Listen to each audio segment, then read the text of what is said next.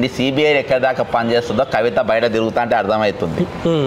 నీ సిబిఐ సిపాయిలు ఎక్కడ దాకా పనిచేస్తుండ అనేది కవిత బయట తిరుగుతుంది కదా.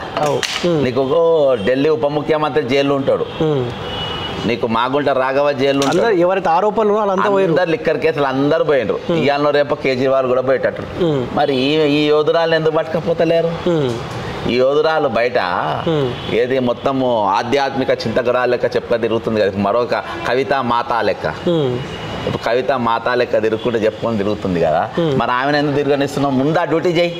కిషన్ రెడ్డి, నువ్వు ముందు కవితను జైల్లో పెట్టు, మేము ఉత్తరం సంగతి నేను మాట్లాడతాం. ఇక నీ మీద మాకు నమ్మకం ఎందుకు అంటే నువ్వు కవితను అరెస్ట్ చేస్తలేవు కదా. ఓకే, ఇప్పుడు రూలింగ్లో వీళ్ళు ఉన్నారని చెప్పేసి మొత్తం వీళ్ళెంబడి పడే పరిస్థితి ఉంటుంది రేపు. ఈ డ్రామాలన్నీ బంద్ చేయాలి. కొజ్జా మాటలు, ఇజ్రా మాటలు బంద్ చేసేయాలి. కిషన్ రెడ్డి మొగోలు మాటలు మాట్లాడు. నువ్వు ఇన్ని రోజులు గాడిదలో కాసినావా? నువ్వు ఏం పీకినావు చెప్పు? నువ్వు పక్కా కేసీఆర్ మనిషివి. నువ్వు కేసీఆర్కి అనుగుణంగా నువ్వు పని చేసినావు. అరే నువ్వు చేయబట్టే బీజేపీ సర్వనాశనం అయిపోయింది. అధికారంకి వచ్చి అధికారం లేకుండా నువ్వు కేసీఆర్కి అమ్ముడు పోయినావు. నువ్వు కిషన్ రెడ్డి నేను చెప్తున్నా నీ గురించే.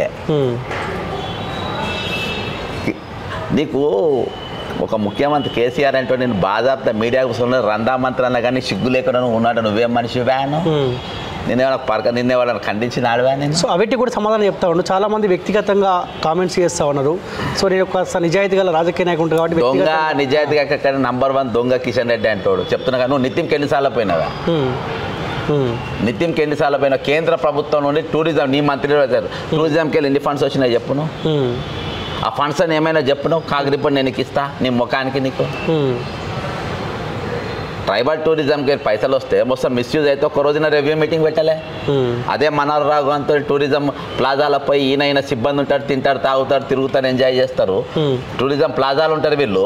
ఒక్కరోజు అక్కడికి వెళ్ళి ఇక్కడికి వెళ్ళి 20 కిలోమీటర్లు ఉంటారు. నిత్యం అనేది కేంద్ర ప్రభుత్వ ఆధీనంలో ఉన్నటువంటి ప్రాజెక్ట్. ఎన్నిసార్లు పోయినా వ్యాను? ఇవాళ నువ్వు వ్యక్తిగత ఆరోపణలు అంటావు. నువ్వు #1 కేడిగా నేను